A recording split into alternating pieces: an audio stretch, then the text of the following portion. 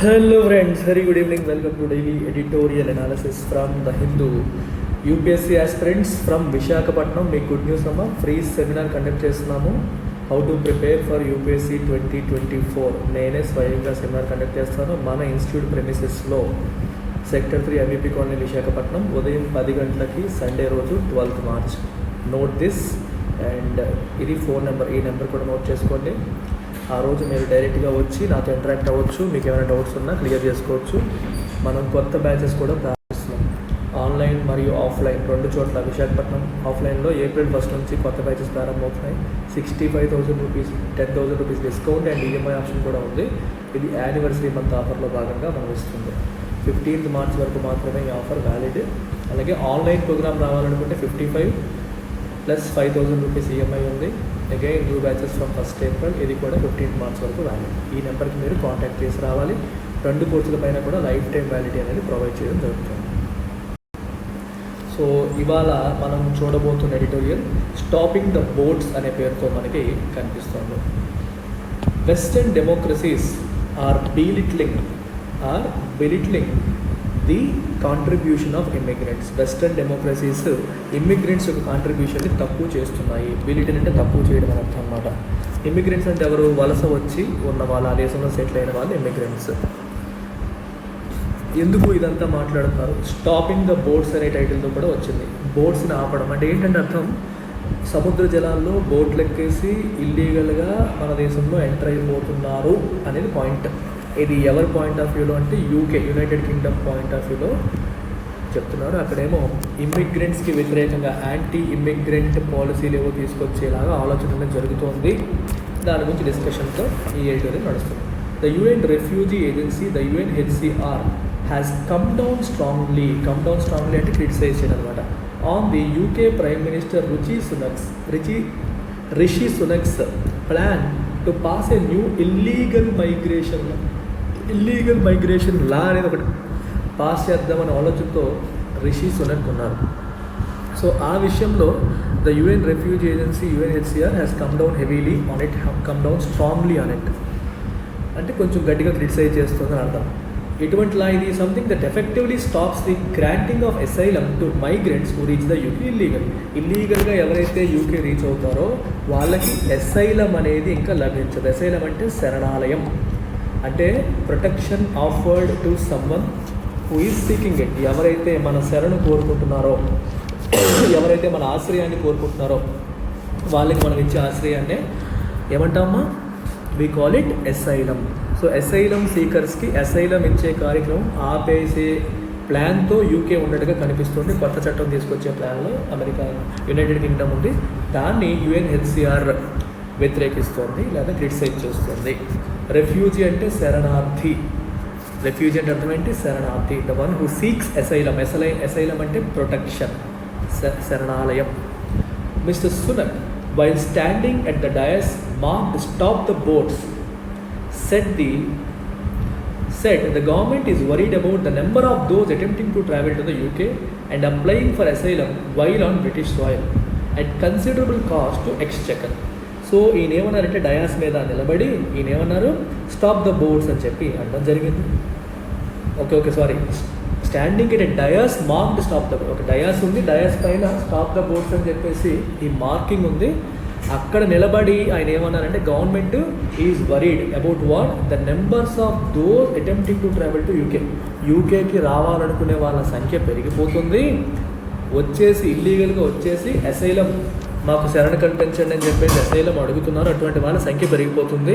దీనివల్ల ప్రభుత్వ ఖజానాకి చాలా నష్టం జరుగుతుంది అని చెప్పేసి ఆయన ఆ డయాస్ మీద నుంచి అన్నారు. డయాస్ పైన ఏముంది? స్టాప్ ద బోట్స్ అని రాసింది.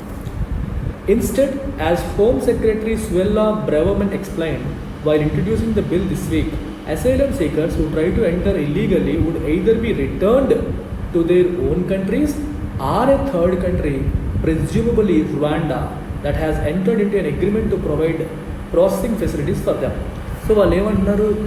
యూకేలో ఉండనివ్వకుండా వాళ్ళని తిరిగి వాళ్ళ ఓన్ కంట్రీ కన్నా పంపించేస్తారు, లేదా మూడో కంట్రీ సంథింగ్ లైక్ రువాండా ఇట్లాంటి కంట్రీకి పంపించేస్తారంట. ఈ రువాండా వాళ్ళు యూకేతో అగ్రిమెంట్ చేసుకున్నారంట to provide processing facilities for them. ఇది కథ. వాళ్ళని యూకేలో ఉంచరు, పంపించేస్తారు, అది లెక్క.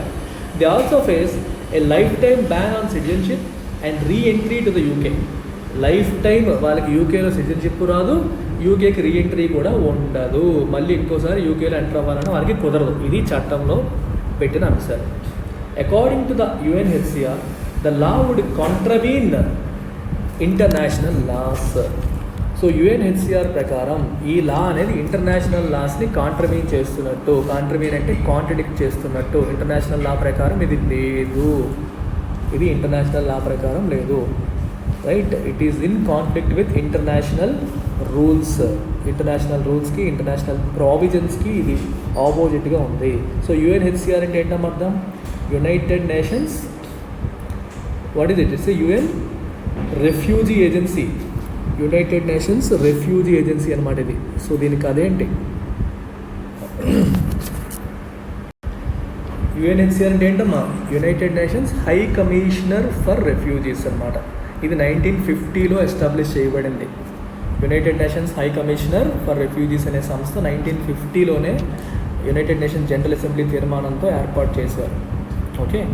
సో దీని యొక్క మ్యాండేట్ ఏంటి అంటే lead and coordinate international action to protect refugees. రెఫ్యూజీస్ని ప్రొటెక్ట్ చేయాలి, అంటే శరణార్థులను ప్రొటెక్ట్ చేయాలి, వాళ్ళ సమస్యను రిజాల్వ్ చేయాలి. దీని యొక్క మ్యాండేట్ లేదా ఆబ్జెక్టివ్. Okay, fine.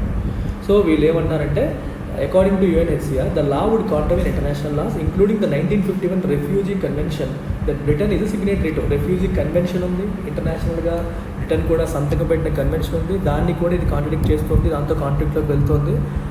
అట్లాంటిది వీళ్ళు అలాంటి చట్టం వీళ్ళు తీసుకొస్తున్నారని చెప్పేసి UNHCR అంటారు. To start with those who flea there homes. Flea అంటే ఇంట్లోంచి పారిపోవడం, ఫ్లీ అంటే పారిపోవడం, ఆన్ ది రన్ అని అర్థం.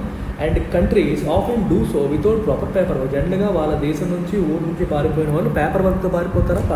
పేపర్ వర్క్ లేకుండా వెళ్ళిపోతారు. వాళ్ళకి ఎందుకంటే వాళ్ళు వీసాలు, పాస్పోర్ట్లు ఇవన్నీ లేకుండానే వెళ్ళిపోతారు. As they are force to leave to save their lifes. ఎందుకు వెళ్తారు?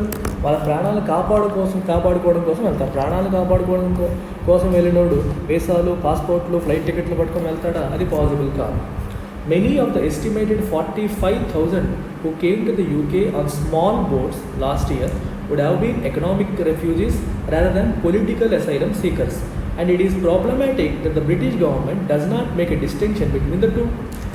So 45,000 మంది లాస్ట్ ఇయర్ స్మాల్ బోట్స్ వేసుకొని UK వచ్చారు.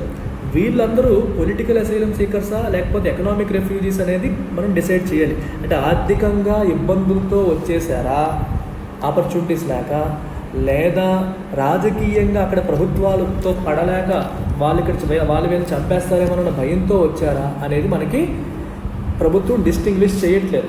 అందరినీ ఒకేలాగా ట్రీట్ చేస్తుంది. Government is treating everyone in the same manner. అందరినీ ఒకేలాగా ప్రభుత్వం ట్రీట్ చేస్తుంది. That is a problem. The bill makes exceptions for those arriving directly from the countries they are fleeing, but those would be a small proportion given the short distances small boats could travel. So bill ఏమంటుందంటే, డైరెక్ట్గా ఏ countries నుంచి అయితే వాళ్ళు పారిపోతున్నారో అక్కడి నుంచే డైరెక్ట్గా వచ్చే వాళ్ళని సెపరేట్ కేటగిరీ కింద చూస్తుంది, వాళ్ళకి ఎక్సెప్షన్ ఇస్తుంది. కాకపోతే అలాంటి వాళ్ళు ఎంతమంది ఉంటారు? Those would be a small proportion given the short distances small boats could travel. వీళ్ళు స్మాల్ బోట్స్ మీద వస్తున్నారు కదా, స్మాల్ బోట్స్ నుంచి వస్తున్నారని అర్థం ఏంటి? దగ్గర కంట్రీలు అయి ఉంటాయి. దగ్గర కంట్రీల నుంచి డైరెక్ట్గా వచ్చిన వాళ్ళని సెపరేట్గా ట్రీట్ చేస్తారు. దూర ప్రాంతాల వాళ్ళు అక్కడ నుంచి ఇక్కడ నుంచి ఒక కంట్రీ నుంచి ఇంకో కంట్రీకి మారుతూ వచ్చేవాళ్ళని వేరే కేటగిరీ కింద ట్రీట్ చేస్తుంది మనకు కనిపిస్తుంది. The British government, much like the US's Trump administration that latched on to the equally catchy build that wall slogan, is long on political rhetoric but short on actual mechanics of making such a plan work if it fails to be a deterrent to small boats bringing in migrants. So బేసికల్గా ఈ sentence meaning ఏంటంటే, British government much like the United states యొక్క Trump government లాగే, Trump government ఏమైందంటే build that wall again. ఎక్కడ Mexico నుంచి illegal migrants ఎక్కువగా వచ్చేస్తున్నారని చెప్పేసి అక్కడ వాల్ కట్టేస్తాము, మెక్సికో నుంచి అవన్నీ రానేమని చెప్పి చాలా హడావిడి చేశారు. So is long on political return. పొలిటికల్గా పెద్ద స్పీచ్లు ఇవ్వడంలో స్ట్రాంగ్గా ఉంటారు. లాంగ్ ఆన్ అంటే మీనింగ్ ఏంటంటే అక్కడ ఆ విషయంలో స్ట్రాంగ్గా ఉంటారు, కానీ దాన్ని ఇంప్లిమెంట్ చేసే విషయంలో they are short. Long on something and short on something else. అర్థమవుతుందా? If you are long on something, నువ్వు చాలా ఎక్కువ హడావిడి చేస్తావు, చాలా ఎక్కువ ప్రొవైడ్ చేస్తావు. కానీ చేయాల్సింది ఏంటి? Short on actual mechanics of making such. మీరు ప్లాన్ వేయడం బాగానే ఉంటుంది, చాలా హడావిడితో ప్లాన్ వేస్తాం, కానీ ప్లాన్ ఇంప్లిమెంట్ చేయడంలో వీక్ అని అర్థం అనమాట. అలాగా okay. If it fails to be a deterrent to small ports bringing in migrants. అంటే నువ్వు ఇంత కష్టపడి ప్లాన్ వేసావు, వస్తే మేము పంపించేస్తాము, మళ్ళీ యూకేలో రానివ్వము, లైఫ్ టైం బ్యాన్ చేస్తామని ఇవన్నీ చెప్పారు. మీరు ఇన్ని చెప్పినా సరే అది ఒక డిటరెంట్గా పనిచేయకపోతే, డిటరెంట్ అర్థం సంథింగ్ దట్ డిస్కరేజెస్. డిటర్ అంటే డిస్కరేజ్. అంటే ఒకవేళ మనం ఇల్లీగల్గా యూకేలో ఎంటర్ అయితే వాళ్ళు మనల్ని బలవంతంగా పంపించేస్తారు, ఇంకోసారి యూకేలో రానివ్వరు అనేది చట్టం. లైఫ్ టైం బ్యాన్ విధిస్తారనేది చట్టం. అయినప్పటికీ కూడా జనాలు పట్టించుకోకుండా స్మాల్ బోట్స్లో యూకేకి వచ్చేసారు అనుకో, అంటే మీ ఫ్యాన్ అనేది ఫెయిల్ అయింది అనుకోండి, అప్పుడు ఏం చెయ్యాలి? ఓకేనా? అప్పుడు ఏం చేయాలనే విషయంలో క్లారిటీ లేదు. In addition, the plan to transport asylum seekers to a third country apart from sounding neo colonial will also come at a considerable cost. Third కంట్రీకి పంపిస్తామన్న భాష ఏదైతే ఉందో అది నియో కొలోనియల్. కొలోనియల్ అంటే తెలుసు కదా, అప్పట్లో వలస రాజ్యాలు అంటే థర్డ్ వరల్డ్ కంట్రీస్ మనల్ని తక్కువగా చూసేవాళ్ళు, ఒక రా మెటీరియల్ సప్లయర్స్గా ప్రొవైడర్స్గా మాత్రమే చూసేవాళ్ళు. అప్పట్లో పెద్దగా గౌరవించేవాళ్ళు కాదు, ఓన్లీ రా మెటీరియల్ ఎక్స్ప్లాయిట్ చేయడానికి చూసేవాళ్ళు. ఇప్పుడు కూడా మూడో కంట్రీకి పంపించేస్తామంటే ఆ భాష ఎలా ఉంది అంటే బాగా under developed third world country, వెనకబడిపోయిన ప్రాంతాలు, మాకు వద్దు అనుకుంటే మేము ఎక్కడ పంపించేస్తాం అనే కైండ్ ఆఫ్ లాంగ్వేజ్లో ఉంది. Plus will also come at a considerable cost. One of the hapless migrants are unlikely to be able to afford. ఆ కంట్రీకి వెళ్ళాలంటే డబ్బులు అవ్వాలి కదా. సొంత కంట్రీకి అనుకోండి, ఆ కంట్రీని అడుగుతారు, మీ వాడు మీ దగ్గరికి వస్తున్నాడు, డబ్బులు పెట్టుకోండి అని అడగచ్చు. ఇప్పుడు మూడో కంట్రీకి పంపించినప్పుడు ఆ కంట్రీ డబ్బులు పెట్టుకోదు, సో వీళ్ళే పెట్టుకోవాలి. మరి వీళ్ళు డబ్బులు ఎక్కడ నుంచి తెచ్చుకుంటారు? వాళ్ళు కెన్ దే ఎఫర్డ్? వాళ్ళు ఎఫర్డ్ చేయలేరు. సో ఇప్పుడు యూకే గవర్నమెంట్ డబ్బులు పెట్టి పంపిస్తుందా అనేది another question. The British move is meant to stop the small boats, but must be seen in the larger political context of anti-immigrant and xenophobic belief gaining salience in other democracies. So ఇది మనకి British move అనేది small బోట్స్ని ఆపడానికి అన్నట్టుగా మనకి అనిపిస్తుంది, కానీ larger political context ఏంటి అంటే యాంటీ ఇమ్మిగ్రెంట్ పద్ధతి బాగా పెరుగుతోంది ప్రతి ఈ దేశాల్లో, మరియు జీనోఫోబిక్ బిలీఫ్స్ అనేవి కనిపిస్తున్నాయి. జీనోఫోబిక్ అంటే అర్థం ఏంటి? మన రేస్ కాని వాళ్ళు, వేరే రేస్, ఓకేనా, అదర్ కంట్రీస్ నుంచి వచ్చిన వాళ్ళు, రేస్ అని కాదు, అదర్ కంట్రీస్, వేరే కంట్రీస్ నుంచి వచ్చిన వాళ్ళని డిస్లైక్ చేయడం, లేదా వాళ్ళపైన ఒక నెగిటివ్ ప్రిజుడైస్ మెయింటైన్ చేయడం, ఒక నెగిటివ్ యాటిట్యూడ్ మెయింటైన్ చేయడం జీనోఫోబియా అంటాం. Okay, you don't like people from other countries. అవి గెయినింగ్ సేలియన్స్ అంటే ఇంపార్టెన్స్. ఈ చాలా డెమోక్రసీస్లో ఇట్లాంటి బిలీఫ్స్ అనేవి సేలియన్స్ని గెయిన్ చేస్తున్నాయి అనేది కనిపిస్తుంది. While Western countries have long quoted international law and convention to India on its plan to forcibly deport Rohingya refugees to Myanmar, ఇండియాలో ఎంటర్ అయిన మయన్మార్ నుంచి ఇండియాలో రోహింగ్యా రెఫ్యూజీస్ ఎంటర్ అయ్యారు. రోహింగ్యా ముస్లిమ్స్ 2017-18 ప్రాంతంలో అక్కడ ఊచకోత జరుగుతుందని చెప్పి భారతదేశంలో చాలామంది వచ్చారు. వాళ్ళని తిరిగి డిపోర్ట్ చేయడానికి ఇండియా ప్రయత్నం చేస్తూ ఉంటే ఇంటర్నేషనల్ కానీ ఈ వెస్టర్న్ డెమోక్రసీస్ అన్ని మన క్లాస్ పీకాయి. ఇంటర్నేషనల్ లాస్ మీకు తెలియదా, రెఫ్యూజీ కన్వెన్షన్స్ మీకు తెలియదా, అలా పంపించేస్తారని చెప్పి మనకి క్లాసులు పీకాయి. Or to discriminate on the basis of religion in the Citizenship Amendment Act. మన ఇండియాలో సిఏఏ సిటిజన్షిప్ అమెండ్మెంట్ యాక్ట్ తీసుకొచ్చినప్పుడు ఒక పర్టికులర్ రిలీజియన్ వాళ్ళైతే మేము వేరే కంట్రీస్ ఉన్న వాళ్ళైనా ఇండియాకి రప్పిస్తాము అని చెప్పేసి ఇండియా చెప్పింది కదా. అంటే రిలీజియస్లీ పర్సిక్యూటెడ్ మైనారిటీస్, ఇప్పుడు పాకిస్తాన్లో రిలీజియస్ పర్సిక్యూటెడ్ మైనారిటీస్ అంటే ఎవరు? హిందువులు, లేకపోతే క్రిస్టియన్, మన ముస్లిమ్స్ కాని వాళ్ళు, వేరే వాళ్ళలో మైనారిటీస్లో పర్సిక్యూషన్ అంటే వాళ్ళు ఇండియాలో సిటిజన్షిప్ ఇవ్వడానికి కూడా మనం సిద్ధంగా ఉన్నాం. అక్కడ రిలీజియన్ బేస్ మీద డిస్క్రిమినేషన్ చేశారని చెప్పి ఇండియాని క్రిటిసైజ్ చేశారు ఎవరు? ఈ western countries. Now they must also introspect. వాళ్ళు కూడా వాళ్ళ గురించి వాళ్ళు ఆలోచించుకోవాలి, ఇంట్రోస్పెక్షన్ చేసుకోవాలి. On their message to the world, ప్రపంచానికి వాళ్ళే మెసేజ్ ఇస్తున్నారు. ఇలా బయట దేశం నుంచి వచ్చే వాళ్ళని పంపించడం ద్వారా వాళ్ళు ఏ మెసేజ్ ఇస్తున్నారు? By enacting such laws themselves, అట్లాంటి చట్టాలు వాళ్ళే చేస్తూ ఏ మెసేజ్ ఇస్తున్నట్టు వాళ్ళే ఆలోచించుకోవాలి.